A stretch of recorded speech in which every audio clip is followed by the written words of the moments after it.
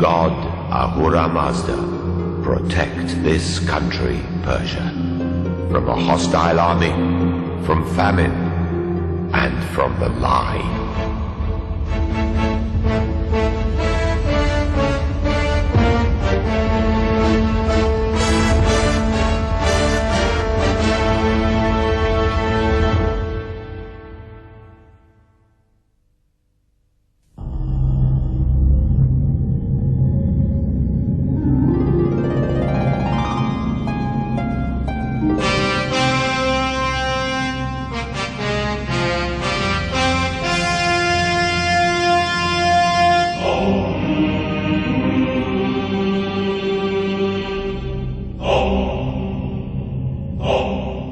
Iranian tribes still practice seasonal migrations.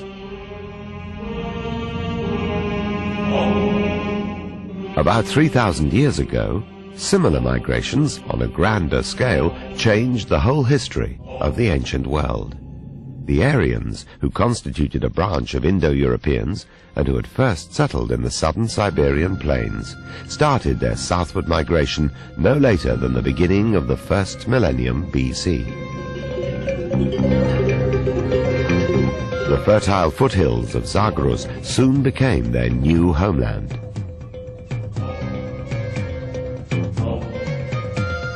It was here that they eventually found their favorite paradise and called it by their own ethnic name.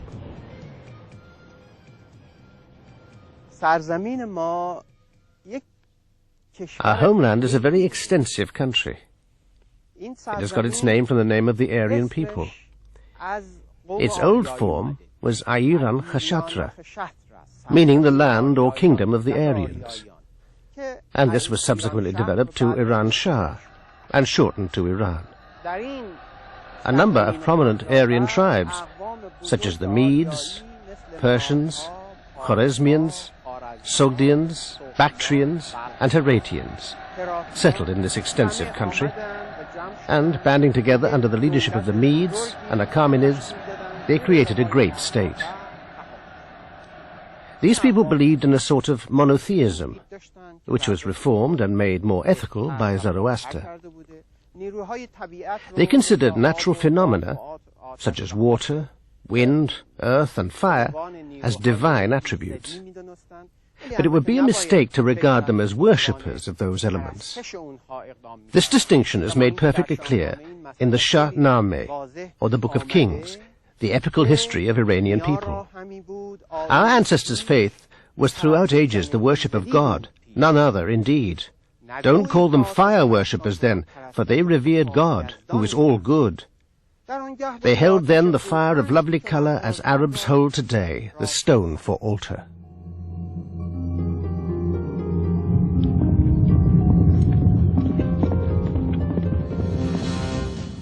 In the middle of the 6th century BC, the Iranians, led by Cyrus the Great, a Persian of the Achaemenid family, created a world empire, the greatest state that history knew until that time.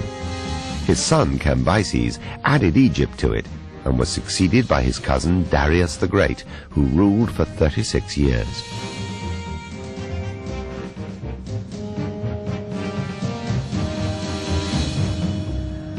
By this time, the empire reached its greatest extent, stretching from the Indus Valley and Central Asia on the east to Libya and the Danube River on the west.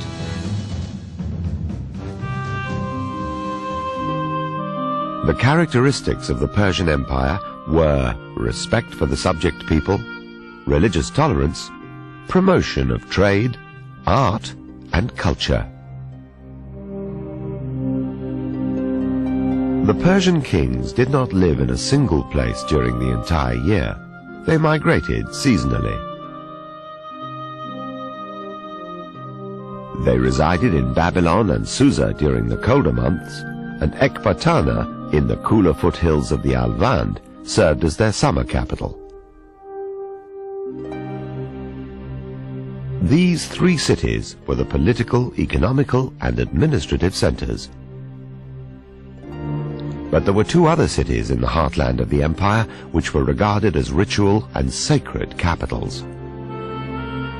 One was Pasargadi, which was used during coronation ceremonies. The other was Persepolis, or Persepolis, founded as a place for holding the great annual feast of Nowruz, or the New Year's Day, which the Iranians have always celebrated with great pomp and circumstances at the beginning of the spring.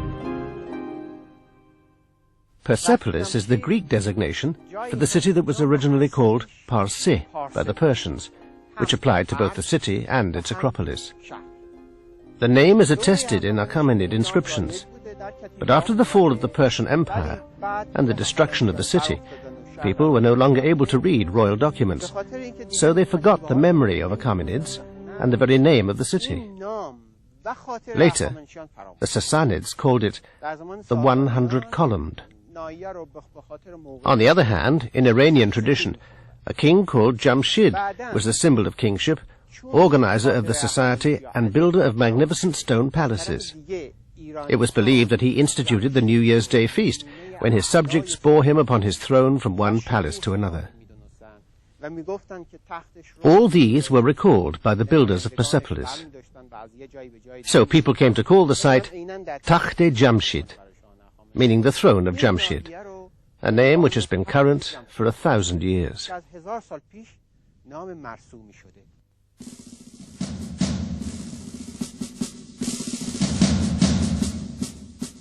Around 518 BC, Darius the Great selected a huge rock on the northwestern side of the Mithra mountain, now called Mount of Mercy, for building a fort containing great palaces and a treasury.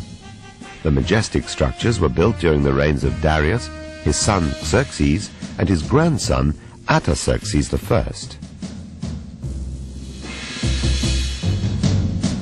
Says Xerxes the king, "Much else that is beautiful was built in this Parse, which I built and which my father built. Whatever has been built and seems beautiful, all that by the favor of Ahura Mazda we built."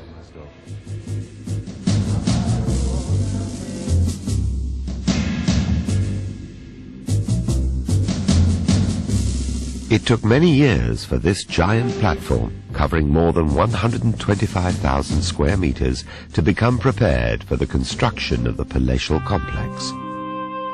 At the same time, some watercourses were dug into the bedrock and the hillside and prepared an outlet in the form of a long and deep moat located behind the eastern wall. But later, when the moat filled up, the rainwater flowing from the adjacent mountain gradually destroyed most of the eastern fortification. Thus the debris piled up in the palace area and partially buried it.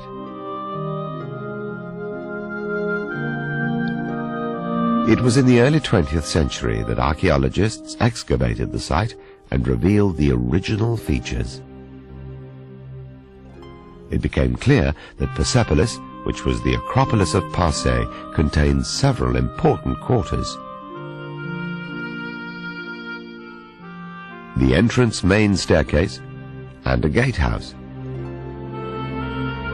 The official and ceremonial palace of Apadana. Residential area and small private palaces.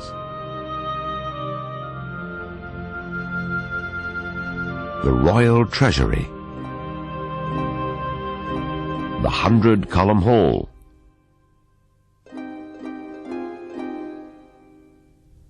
And the series of fortifications beyond which lay the city of Parse.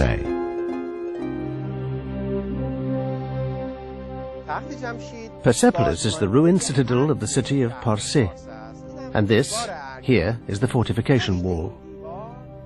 Beyond this wall lay the great city of Parse, built mainly in the traditional Persian method of mud brick architecture. Therefore, once the city was burnt down by Alexander and destroyed, its remnants rapidly deteriorated and vanished, leaving only a bare plain. But Alexander's historians had reported, and Diodorus of Sicily quotes them, that there stood on this site the richest city under the sun, the largest on earth. Of that wonder, only a few stone blocks marking manor houses remain today. The rest is gone.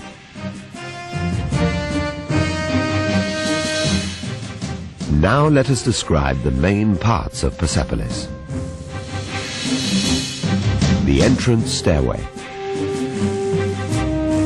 This platform is reached by a grand double-reversed staircase on the northwest, each flight having 111 steps, each of which is 7 meters long and 38 centimeters deep, but has a short rise of 10 centimeters. The steps were deliberately given broad length and short height so that the large number of military and civil officers, as well as the representatives of the subject nations who came here with their gifts, could climb with ease and in groups, just as one sees the dignitaries shown climbing the steps of the Tripylon staircase.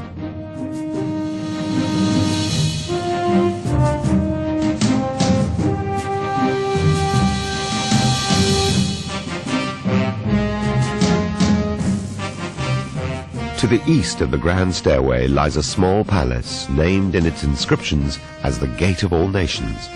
The delegations from the subject peoples of the Achaemenid Empire first assembled here and then were ushered to the audience palaces. Two massive guardian bulls supported the pillars of the west doorway. They faced westwards, that is, towards the plain and the arriving guests.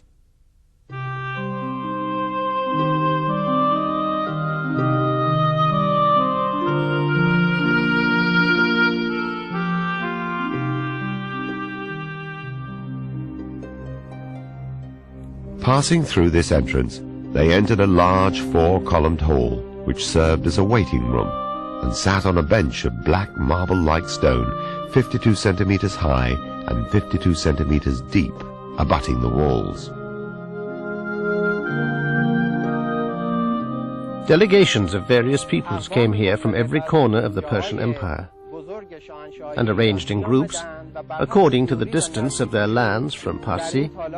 They took their appointed seats on this side, awaiting ushers to lead them. Dignitaries representing Iranian nobility also came and sat on the bench along that side. The walls behind them were covered with glazed tiles, ornamented with patterns of cypress and palm trees, lotus flowers and stars, giving the hall a dazzling gaiety and brilliance.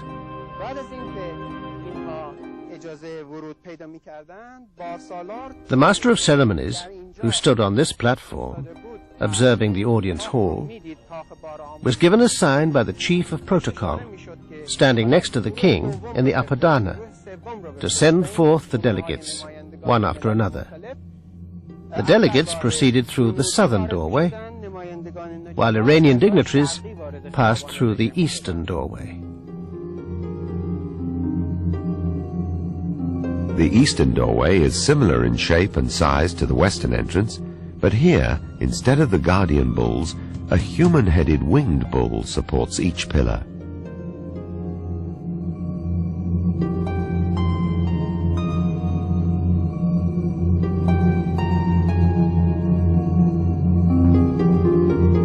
The delegates representing subject peoples proceeded with their gifts towards the palace and climbed up its staircases to be received in the royal audience. Having climbed up the staircases and entered the portico, the dignitaries and royal guests were now led into the hall through one of these doorways. Not much has been left of the original doorways, except for the round door sills and the locking place. But the guests would have seen gigantic double-leaved doors, 18 meters high, and covered with sheets of gold and silver-adorned floral patterns, framing figures of lions and bulls. On ceremonial occasions, the two leaves of each door would be opened inwards, allowing people to enter or exit the hall. This is the Apadana, the largest and most splendid part of Persepolis, which took 30 years to complete.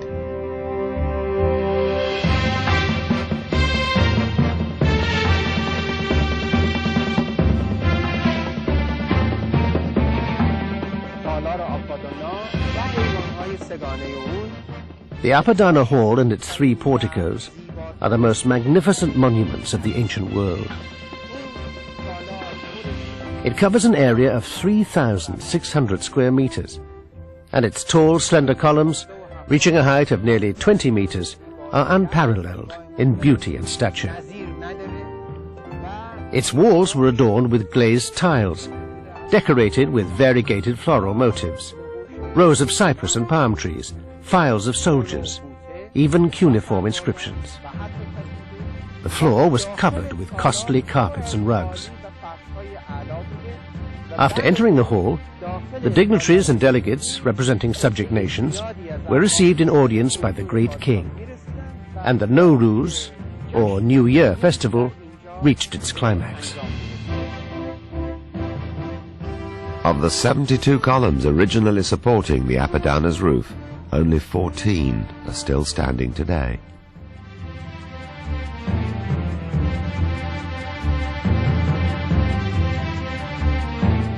Each column was composed of a bell shed or square base, a round torus, a fluted shaft, and a capital shaped in the form of a double-headed bull. The vast and heavy roof rested on massive beams of cedar or cypress.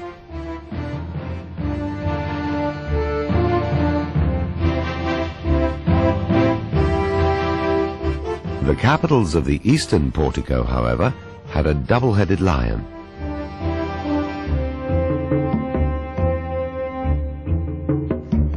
In Persepolis, the walls were usually built of square-shaped mud brick, and they survive in some parts, but only to a low height.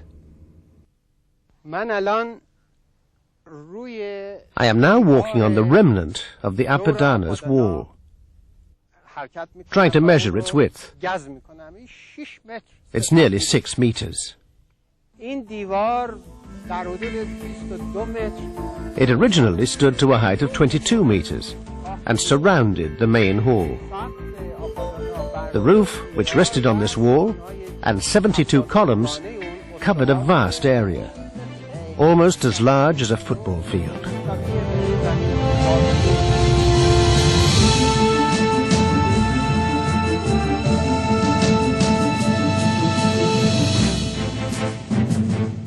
The construction of this outstanding palace was a great and memorable achievement. Sir Darius the Great ordered a trilingual inscription in Old Persian, Babylonian, and Elamite languages to be prepared, giving his name and the extent of his realm. It was written on 4 pairs of gold and silver tablets, and each pair was placed inside a stone box and deposited inside the foundation wall at the 4 corners of the hall.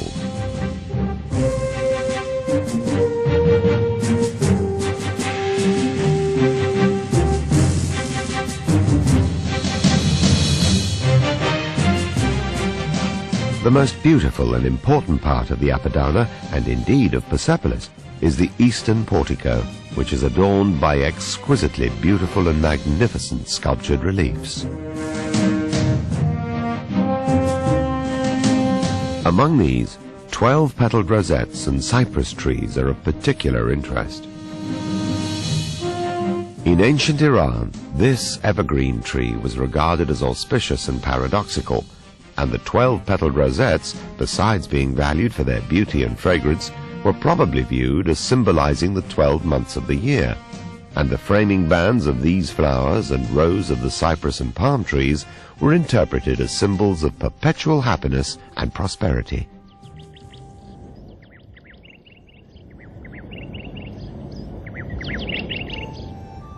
A lion attacking a bull is shown below the sculptured cypress trees. The lion's head has been depicted frontally, a feature which is unusual in Persepolitan figures. The most acceptable interpretation of this scene is its astronomical explanation. As is well known, the lion, Leo, was from ancient time one of the signs of the zodiac, and always associated, even identified, in art, astronomy and literature, with the sun. The bull, Taurus, was also one of the signs of the zodiac. Around 500 BC, the entrance of the Leo to the Taurus coincided with the vernal equinox, which in the Iranian calendar marks the start of the New Year's Day, or Nowruz. Hence the lion goring the bull may be interpreted as referring to the Nowruz festival.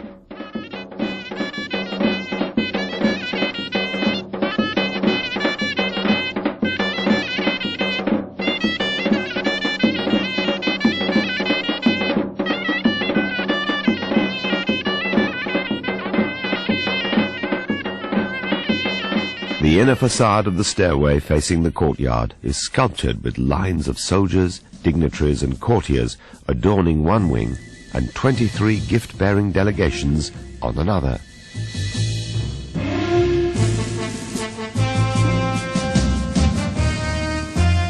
Since the art of perspective was still unknown, to indicate figures arranged in 3 parallel lines, they had to show them as 3 lines, one on top of the other.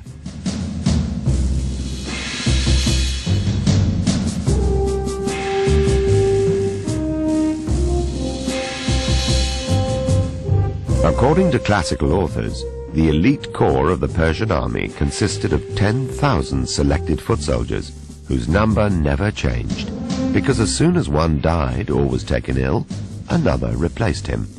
For this reason, the corps was known as the Immortals.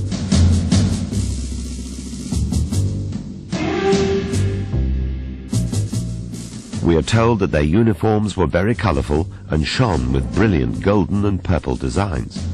Hence, modern scholars identify foot soldiers represented in similar costumes on glazed bricks from Susa, now in the Louvre, as the Immortals, and by analogy consider these spearmen on the Apadana stairways also as representing the same elite division.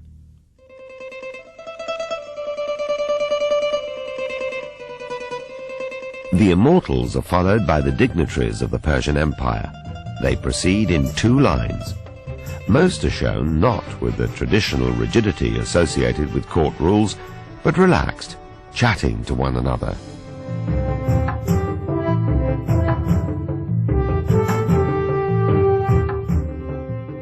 These were the backbone of the empire and controlled the destiny of the state. Their exalted position allowed them such liberty as guests and friends of the king.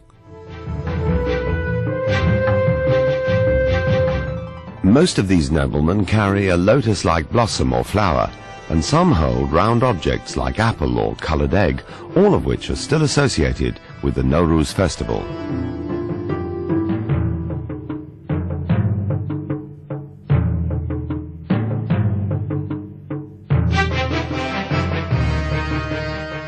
Archaeological investigations have shown that the 2 highly beautiful sculptured scenes showing the royal audience, one of which is the Iran National Museum and the other in the Persepolis treasury, had originally ornamented the central facade of the Apadana stairways, but were later removed to the treasury for certain reasons.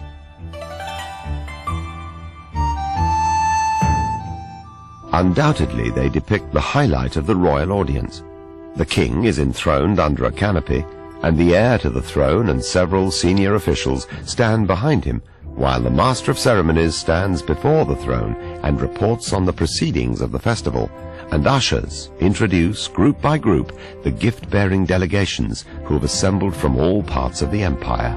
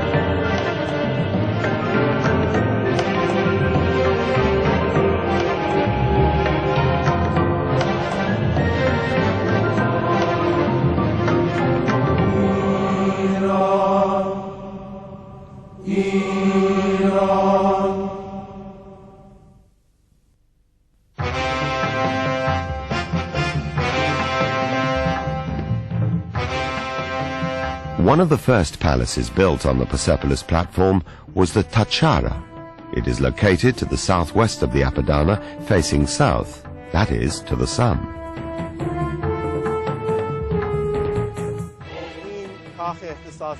This is the private palace of Darius, probably the first Achaemenid palace built here.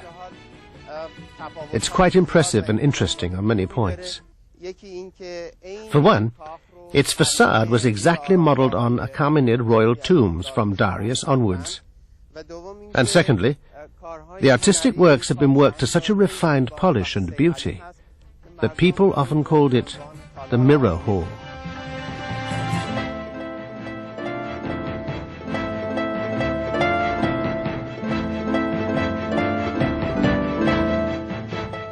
The columns of this palace were probably wooden, but no trace of them has survived. The floor everywhere had been paved with red covering and beautiful carpets.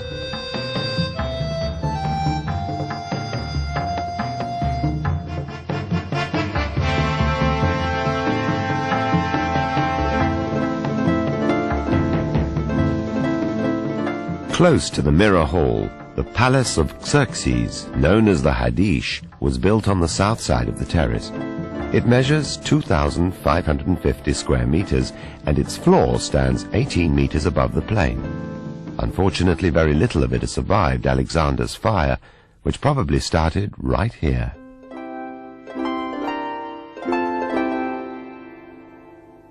The harem of Xerxes is L-shaped and is situated south of the Hadish and west of the treasury. Its western wing was reconstructed in the 1930s and today serves as the headquarters of the Parseh Pasagadi Research Foundation and houses the Persepolis Library and Persepolis Museum. Of course, when we speak of a museum, we think of a hall filled with precious objects. But Persepolis has been repeatedly plundered, first by Alexander and then by others. In addition, many valuable objects discovered here have been carried away by foreigners and excavators. And some better preserved reliefs and objects have also been taken to the Iran National Museum.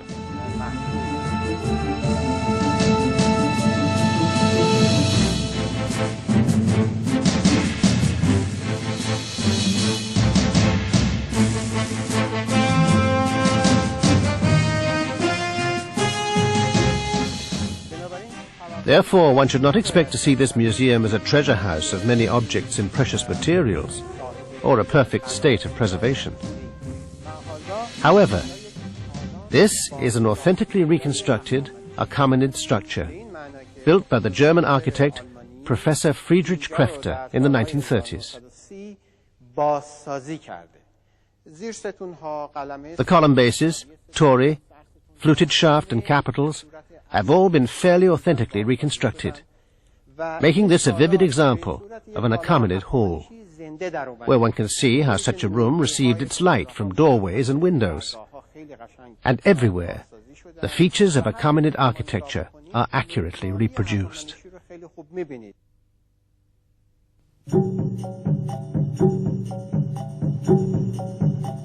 The Central Palace, or the Tripylon. This is the eastern doorway of the Tripylon. The two jambs of the doorway mirror image a ceremonial scene. The great king, Artaxerxes I, son of Xerxes, is seated on a royal chair, and his crown prince stands behind him. Both are on the massive imperial throne, which is being carried into the hall by 28 representatives of the subject nations.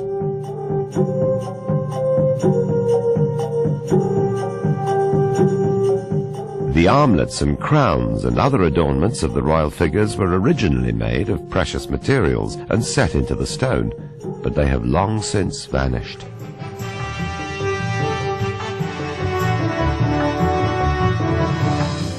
The second largest palace of Persepolis was a splendid building, the central hall of which had 100 columns, and for that reason is called the Hall of 100 Columns. We are now in the throne hall, better known as the Hall of 100 Columns. Its construction was started by Xerxes, and finished by his son, Artaxerxes I. One of the most magnificent palaces of Persepolis, it originally had 100 columns, 10 rows by 10, built of local dark grey marble-like stone, each with a bell-shaped base, round torus, fluted shaft, adorned on the top with floral rings and designs, and a double-headed bull capital on the back of which rested the heads of cedar rafters. Finely polished to a marble-like surface, the capitals were partially gilded, so the splendor of the hall was truly dazzling.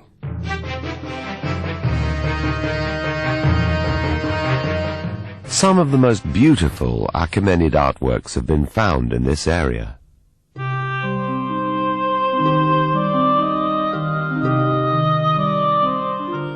One was the miniature bust of a young prince made from a paste of lapis lazuli with the eyes formed from precious stones, now lost.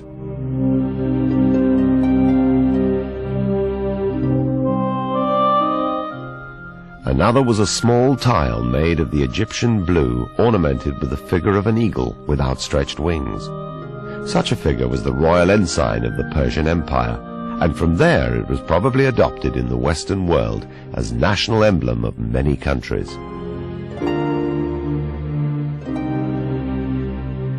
The Hall of 100 Columns was provided with 2 main southern entrance doorways and 2 main northern doorways.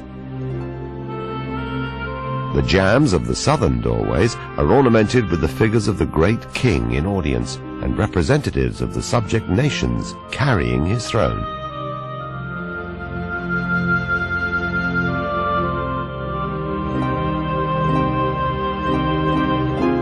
And these are the northern doorways. On each of the northern door jambs, we see 5 rows of figures, each row consisting of 10 individuals.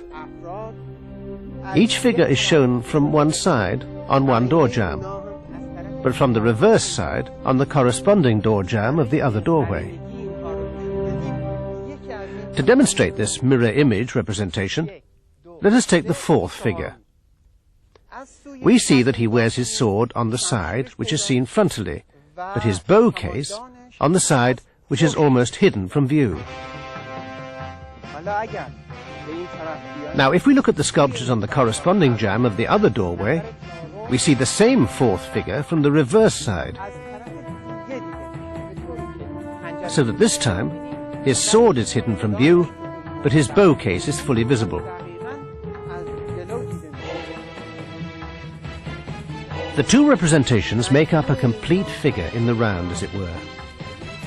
That means that we have 2 sets of 50 figures on the 4 door jambs, shown once from the left and once from the right. These 100 individuals represent the most senior officials of the empire and provide an exact analogy to the symbolism of the 100 columns of the hall.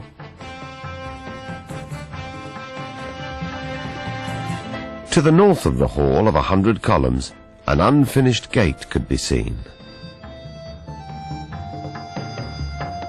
This is the so-called unfinished gate, which was originally intended to be a counterpart of the Gate of All Nations, but remained incomplete. Here we see that half-worked slabs have been laid one above another, because the artists did not want to damage the lower parts by fallen chips when they were working on the upper parts. For this reason, the unfinished gate serves as a workshop where the researcher can imagine the masons at work and can follow the course of construction and stone carving. As far as we know, the treasury was one of the first buildings to be constructed on the terrace platform.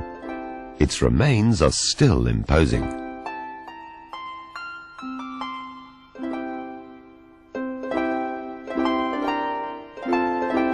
Amongst finds discovered here were 750 Elamite clay tablets, which preserve the records of payments to those employed at Persepolis.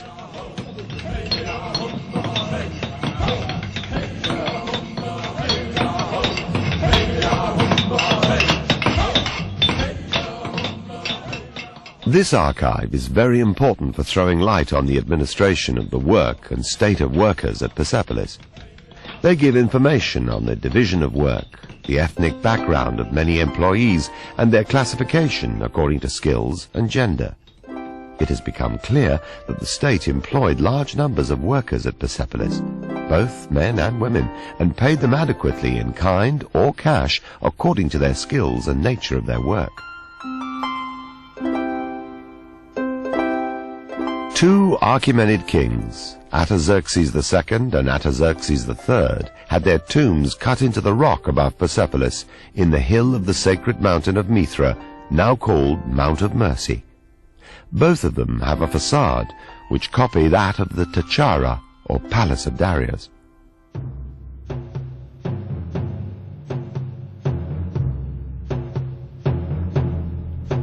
The city of Parse, or Persepolis as the Greeks called it, was the richest and most magnificent city of the ancient world. 2 centuries of prosperity and domination and mastery had so enriched it that even the houses of ordinary residents were filled with costly furnishings and plenty of precious belongings, including gold and jewelry.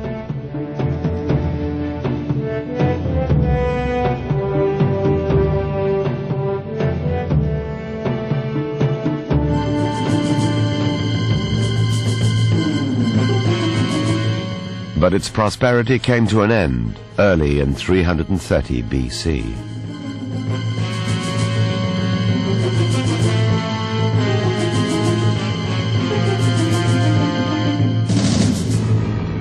Alexander spent 2 months here and then burned down its Acropolis, despite the urging of his old and wise advisor, Parmenion.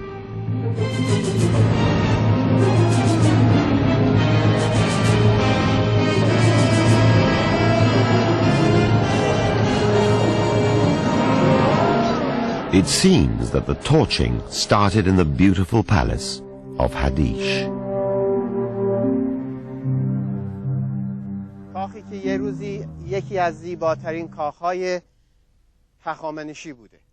Hadish was once one of the most splendid Achaemenid palaces,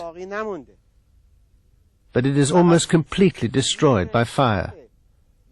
Only the bedrock foundation underneath the original floor and parts of the door jambs have survived. The catastrophic fire was kindled by Alexander. Here we come to the end of the Achaemenid period.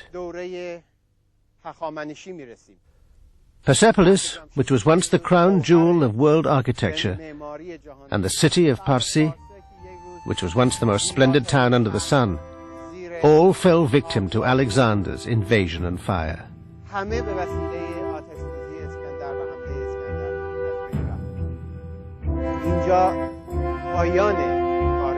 Here then the story of Persepolis ends.